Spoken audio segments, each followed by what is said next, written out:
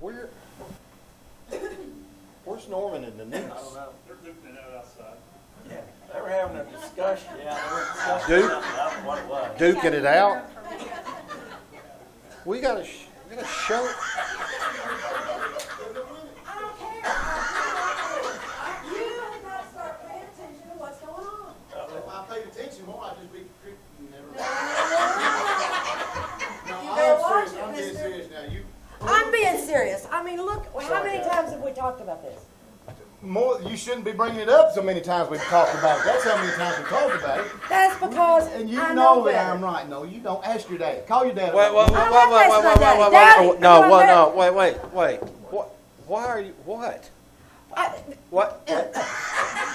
We're having an argument over who is more funny. The men, The girls or the Easy men? one. That's an easy the one. men are funny. What? Well, yeah. I mean, I've been doing this with you guys for, what, 7 or 8 years The now? whole and- time, pretty much, and just about. it's nice to have you guys as a supporting cast. Oh, God. I said that out there. Does he David. want to keep coming here is what the question is.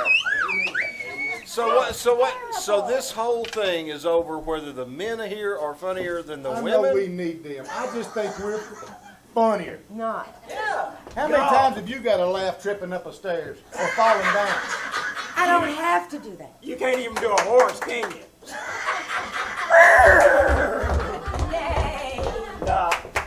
Well, I don't know about horses, but I know some animal we've got up here. And let me, I know how to solve this. What are you going to do? I hoped it would never come to this. Well, I can tell you what he's gonna do now. I can't believe it. But right, look here, Just hold on. You're in trouble. You just hold on. Oh, I've been saving this. Where's my stool? I've had this back here, hoping it would never have to be. Oh. It's been back there a while, ain't it? Gosh, Wow. we're gonna settle this tonight. I know, we got to.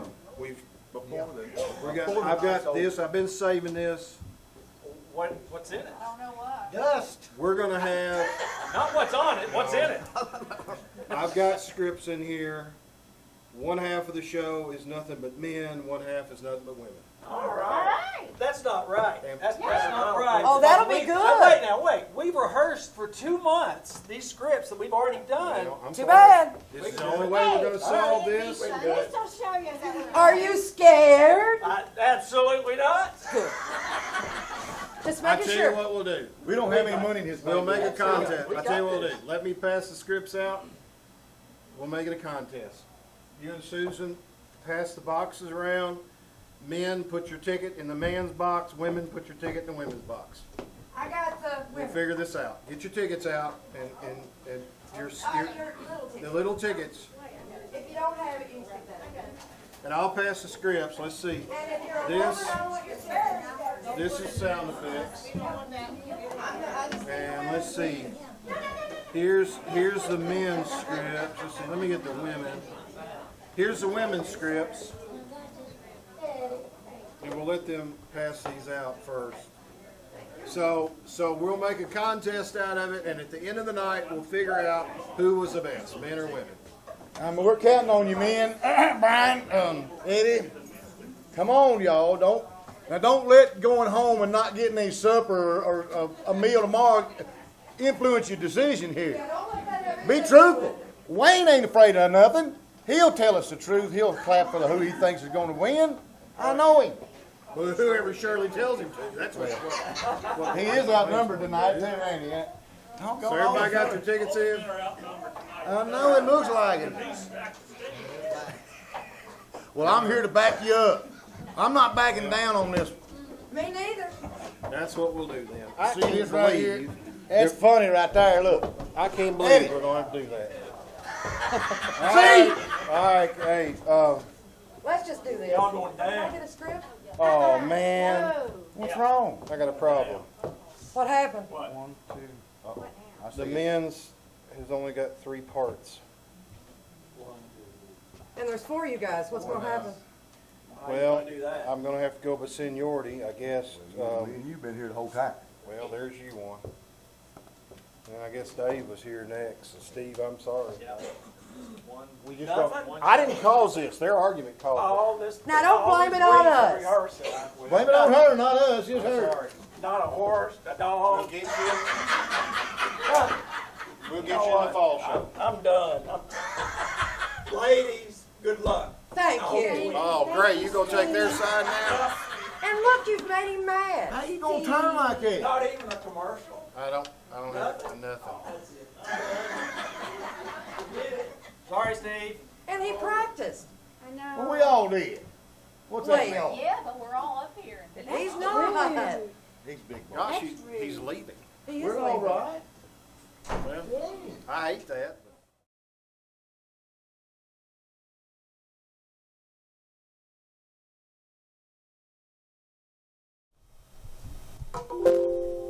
When your tablets get down to 4, that's the time to buy some more. The entire family, young and old, recognizes this little rhyme as something really important. When Daddy comes home from the office with a headache, when Mommy wants relief from a touch of acid indigestion or muscular aches and pains, they rely on Alka-Seltzer. It's always fast-acting, effective, ready to bring you the kind of relief you want when you want it. Check your supply. If your tablets are down to 4, that's the time to buy some more. See your druggist.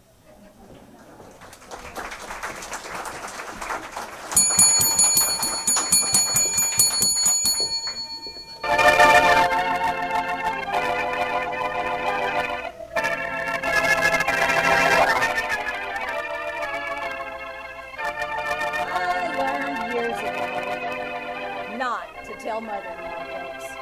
In fact, the first year we were married, I made an agreement with Jane that every time I told a joke about her mother, I'd have to pay her $1.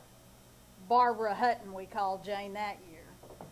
And besides, what happened to me with Jane's mother this week was no joke. It started the other evening after dinner. I was reading the paper, and Jane was writing a letter. Oh my goodness, this doesn't look right. Dear, how do you spell right? Right? Yes, I'm answering my mother's letter and I'm having one of my bad spells. Yeah, well, which way do you mean? Do you mean R-I-G-H-T, and there's R-I-T-E, W-R-I-T-E? How are you using it? What's the word ahead of it? The word ahead of it is last. Last right. That's R-I-T-E. What happened? Why? Who was it? No, dear, all I'm saying is, dear mother, I'm glad I found time to at last write you. Oh, last right. Yeah, okay. I'm answering this letter she sent me. Would you like to hear it? What's my other choice? Okay, I will. Oh, but first, let me tell you a very funny story I heard today, dear. There was this fellow, and he found a certain doctor that charged $10 for the first visit and $5 for the second visit. So, when he went to see him for the first time, he said, "Hello, doctor, here I am again." You heard that today? Yeah. For the first time? Yes, for the first time it was $10, and the second Don't time it was... explain it, Jane. I got it. Well, you're not laughing. Oh, excuse me, Jane.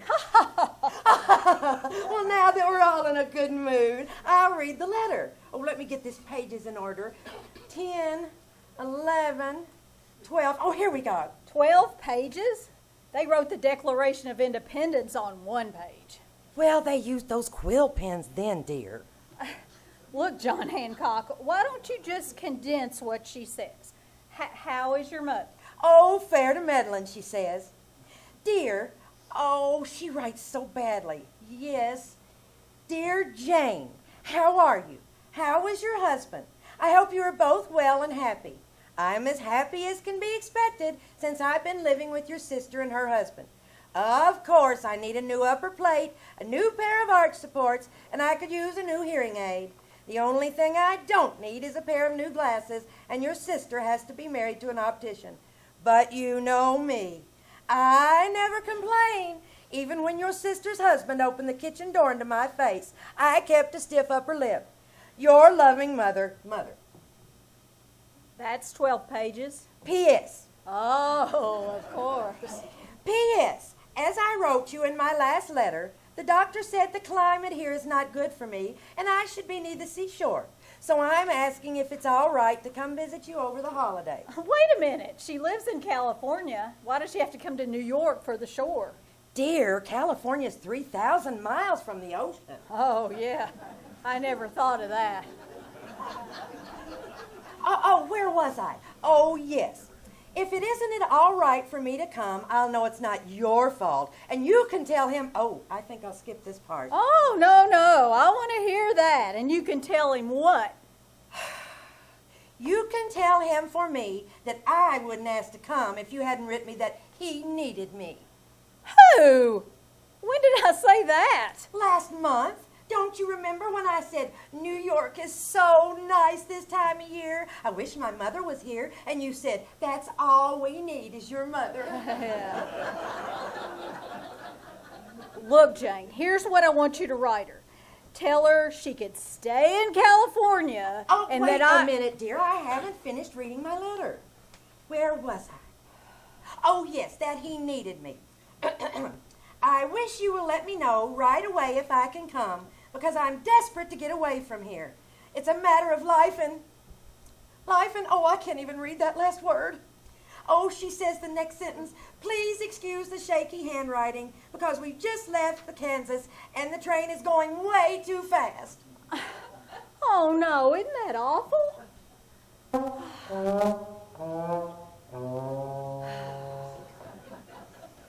The next morning at breakfast, a telegram came from Pittsburgh. Arriving New York this afternoon at 3 o'clock your time.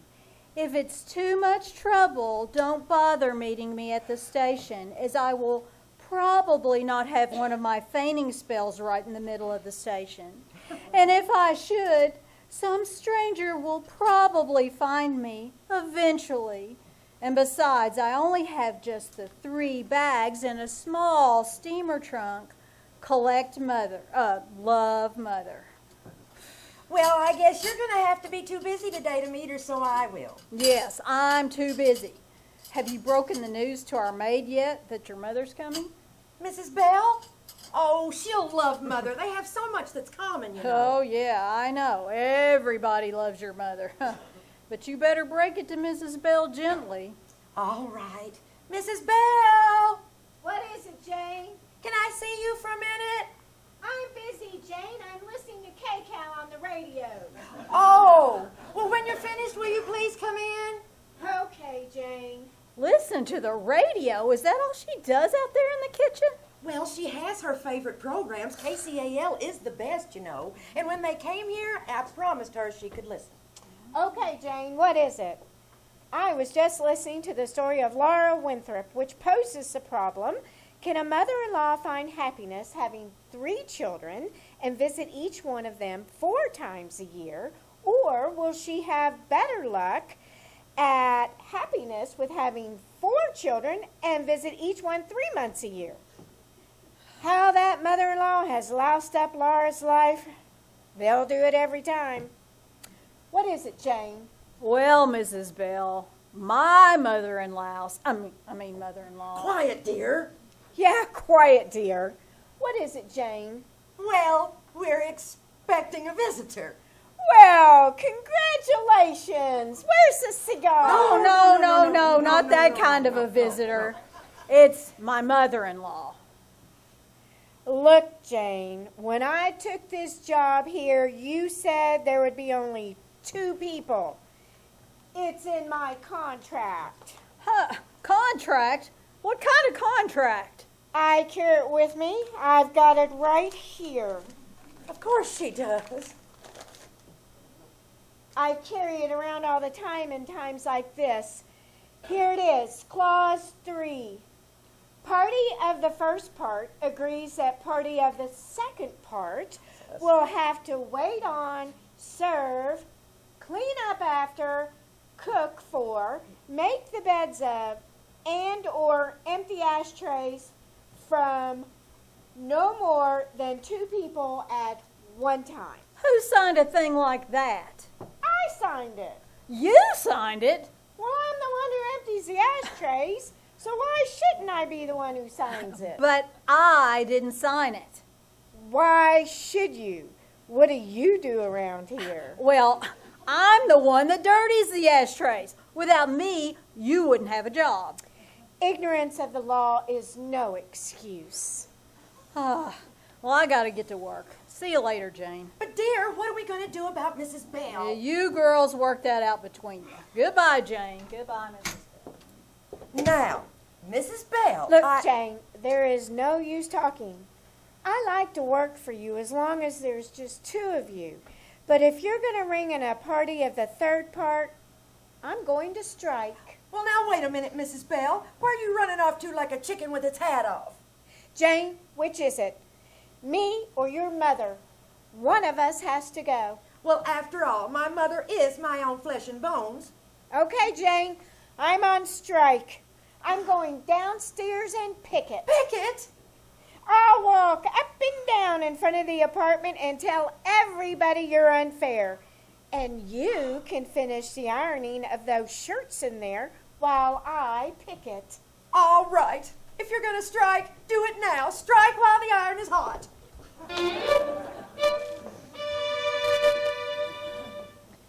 Jane was having a problem at home with her maid. I was having a problem with my secretary at the office, Miss Anderson. She's Jane's cousin, and I'm stuck with her. Around 2:30 that afternoon, Miss Anderson buzzed me on the inner office phone. She had just returned from her lunch hour and a half. Yes? Mr. Ace, this is Miss Anderson. Miss Anderson, I think I've explained to you before that this is an inter-office phone which connects your desk out there with mine in here. Nobody else uses this phone. There are no party lines, no extensions, and no coaxial cables. I know it's you, and if I answer, you know it's me. You don't have to say, Mr. Ace, this is Miss Anderson speaking. Just say what you gotta say and hang up quickly. Oh, are you quite finished? What do you want? Mr. Ace, if I weren't Jane's cousin, whom is your wife as well, Whom is? I would really resent that you misconstrue everything I say and do. And unless I am sadly misconstrued, you deliberately misconstrue everything I say and do. There seems to be a lot of unnecessary misconstruing going on around here. What is this misconstrue business? You know, learn a word a day and use it every way. It's in the newspaper every morning. Today's word is misconstrue. And if I choose to better my vocabulary, are you going to deliberately misconstrue that too? Look, Miss Anderson. Every time I buzz you on this inter-office phone, we come to a complete misconstruction. We do? Well, I always make a supreme effort to construe you. The least you could do is construe me. Oh, isn't that awful? Answering an inter-office phone should in no way be misconstruable. Your misconstructive attitude is breaking down our whole construction. Construction, what are you building up to? What did you call me for? Oh, right. Jane is on the phone. I construe you, put her on. What I go through with that. Hello, Hello, Jane. this is Jane. I know who you are. You've been announced. I said, hello, Jane. Now, what is it? Mrs. Bell is striking. I wouldn't say striking. Attractive, maybe. No, I mean she's striking. She says that I'm unfair. Oh, Jane, I think you're the fairest in the land. You do, dear? Oh, you do not. Yes, I do. You do? Oh, you do not. Yes, I do. You do? Oh, you do not. Okay, I don't. Well, I knew it wouldn't last. Jane, what is it? What's on your mind? I told you. Mrs. Bell went on strike. She's picketing. She's walking to and from in front of the apartment. She's got a big sign that says, Mrs. Ace is unfair. Don't you think that's terrible? Yes, I do. You do? Oh, you do not. Oh, don't start that again. Well, what shall I do about Mrs. Bell? I have to prepare dinner and she's quit work. And I can't find the roasting pan. I've looked high and dry, and I can't find hide or seek of it. I bet it's right behind me where she put it. Have you looked in the refrigerator? Refrigerator? Oh, stop being silly. I'll have to go downstairs and ask Mrs. Bell. But, dear, you'll have to go meet Mother at the station. Me? She gets in at 3 o'clock. Now, you be there. Okay, Jane. I've got a full calendar of appointments and everything, but I have to drop everything and go meet your mother. Yes. This is certainly going to misconstrue up my whole day. Do what? Learn a word a day, use it every way. Goodbye, Jane.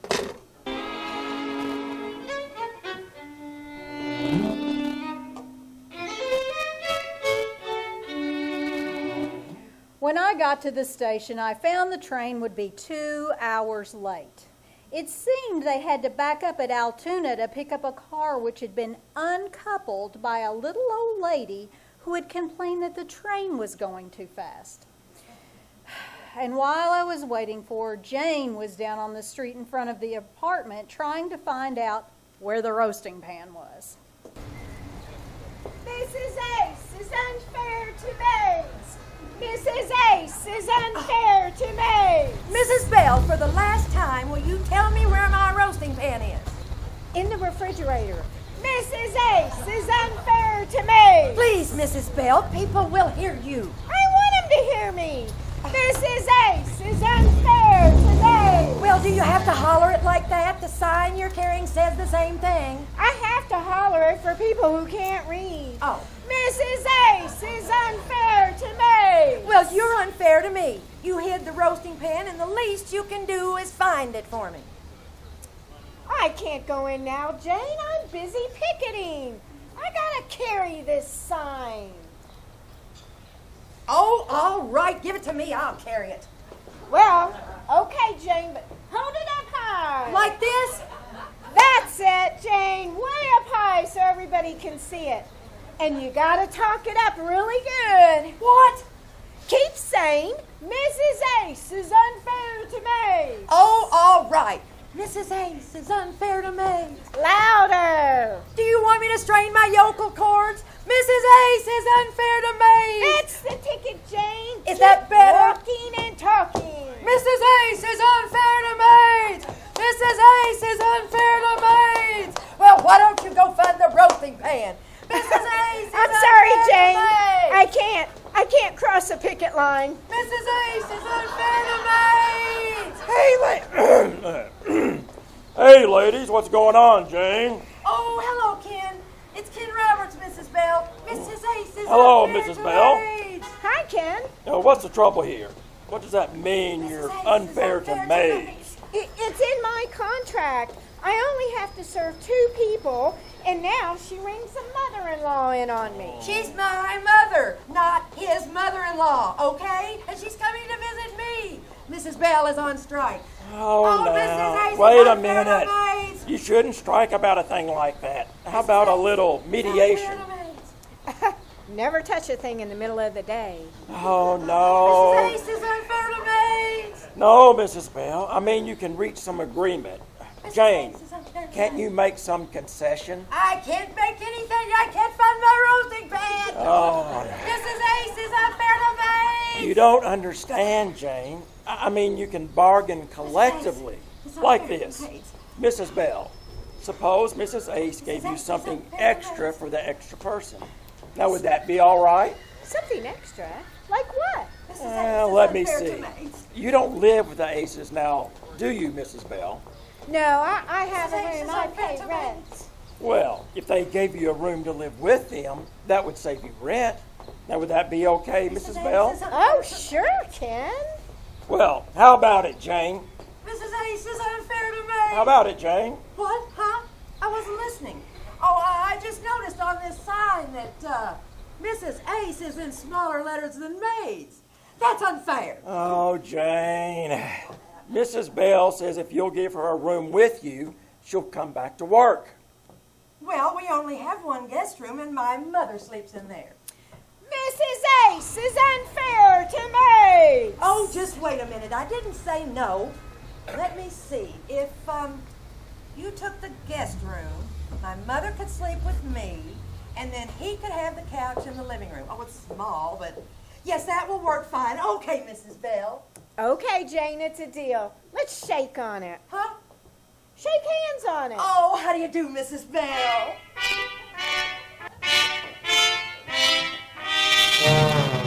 Well, I finally got them all home. The old lady and the 3 other bags. I mean, the 3 bags and the steamer trunk. We got home rather late. We had a little trouble in the taxi.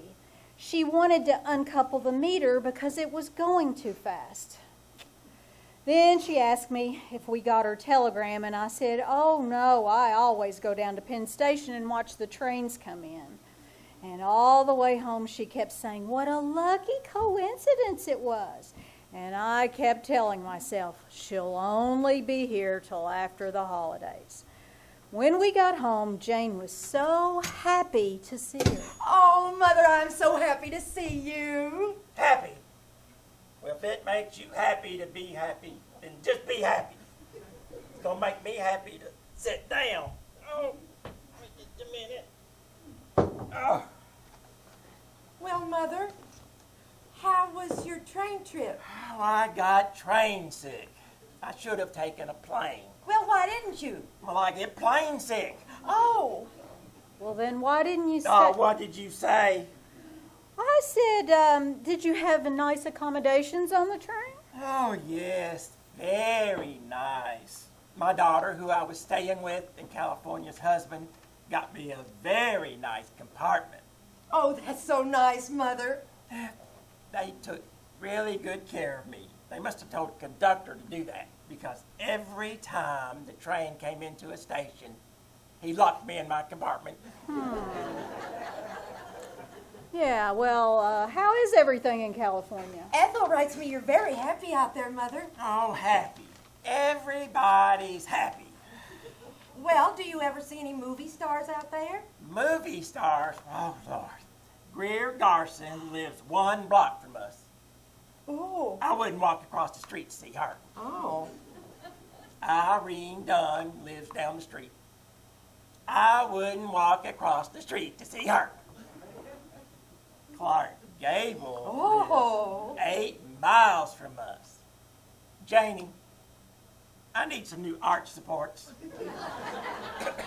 All right, Mother, but how about Gregory Peck? Ever see him? I see him.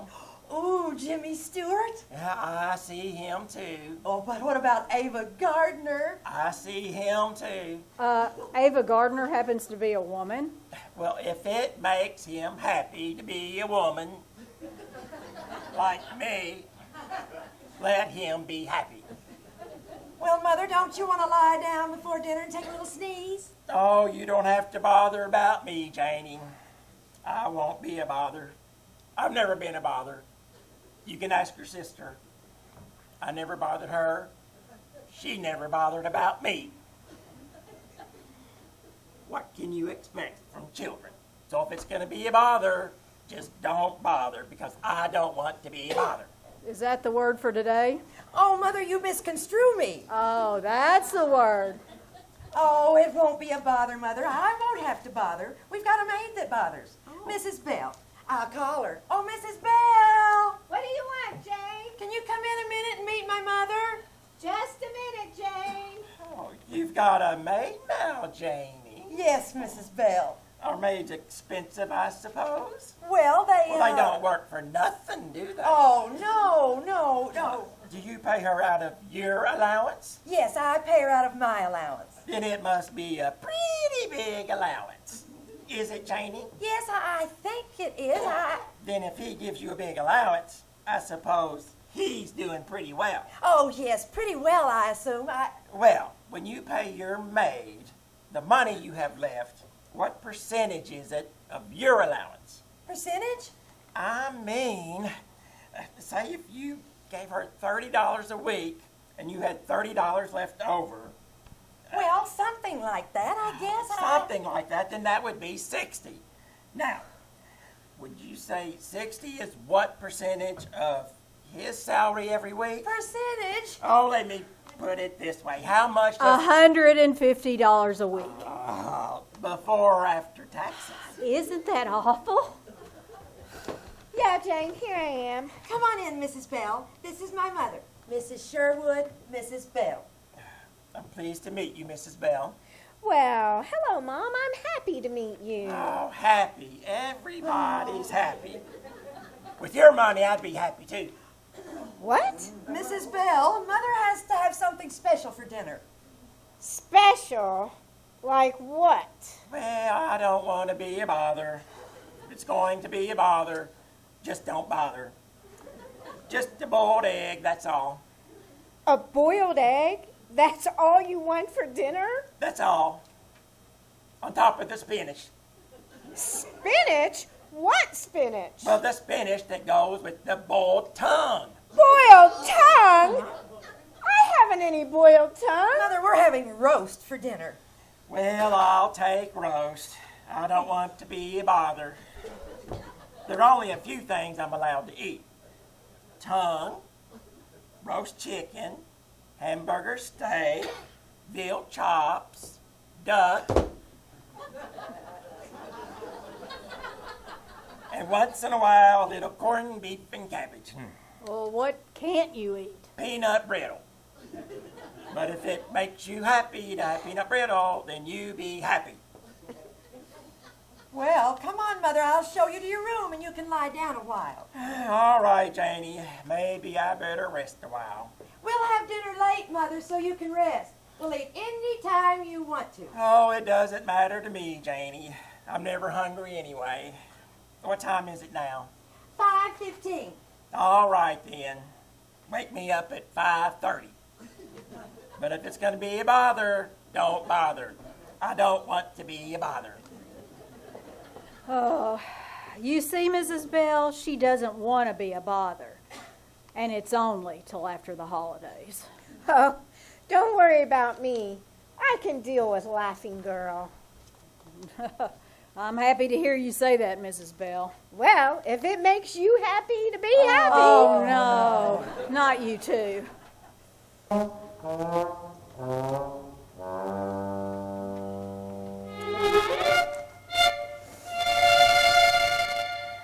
Well, I want to tell you something. It did my heart good to see that sweet little old lady pack away that dinner. Because if she packs it away like that 3 times a day, she'll never last till after the holidays. I still didn't know about this arrangement Jane had made for Mrs. Bell to live with us. I should have suspected something when we were sitting around the living room after dinner. And Mrs. Bell had finished the dishes, and she walked in, sat next to me on the love seat, put her feet on the coffee table, took out a cigarette, and turned to me and said, How's about a match, dear? "What?" A match. Oh, yeah, here you go. Oh, I didn't tell you, did I, dear? Tell me what? Mrs. Bell is going to live with us while Mother's here. Gonna live with us? Well, she was on strike and Ken Roberts made up a meditation. Meditation? You know, when 2 people disagree, they have to meditate. So Mrs. Bell is going to live with us. Just a minute. Let me mediate on that. $30 a week, and she lives here besides? But Jane, we only have 1 guest room. A very good question, dear, and the answer is the living room couch. What about the living room couch? Well, somebody has to sleep there. I think I'll go to my room and lie down. Room? Just a minute, Mom. We're still meditating. We certainly are. Who sleeps on the couch? That's what I want to know. Just a minute, dear. Now, don't jump to convulsions. Let's figure it out.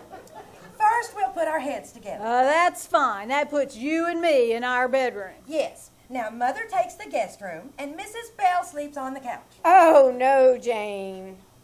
Well, with the money you make, you could get a penthouse at the Waldorf. Oh, well, now, wait a minute. We'll figure this out another way. Dear, you and Mrs. Bell will... Oh, no, that won't work. Dear, what if you and Mother... Oh, no, that really wouldn't work. Well, Mother and Mrs. Bell can... Oh, no. Oh, no, now, don't worry, dear. I'll figure it out. Mrs. Bell doesn't want to sleep on the couch, Mother can't sleep on the couch, and I go without saying. So that leaves... No. But, dear, it's only till after the holidays. Yeah, dear. Only till after the holidays. Only till after the holidays. Isn't this awful? Well, All right, I don't want to be a bother. If it's going to be a bother, don't bother bothering. I'll sleep on the couch. You see, dear, it was so simple. Yes, I am. Mother, you are going back after the holidays, aren't you, Mother? Yes, I got my return ticket already. You wouldn't mind showing it to me? If it'll make you happy to see it, here, be happy. There's the ticket. You can see the date punched on it right there. Where? Right there, July 5th. July 5th? Jane, you said only till after the holidays. Yes, dear. Christmas, New Year's Eve, Valentine's Day, Washington's birthday, Lincoln's birthday. That leaves April Fool's Day, Mother's Day, Father's Day, and don't forget Decoration Day. Yes, till doomsday. Isn't that awful?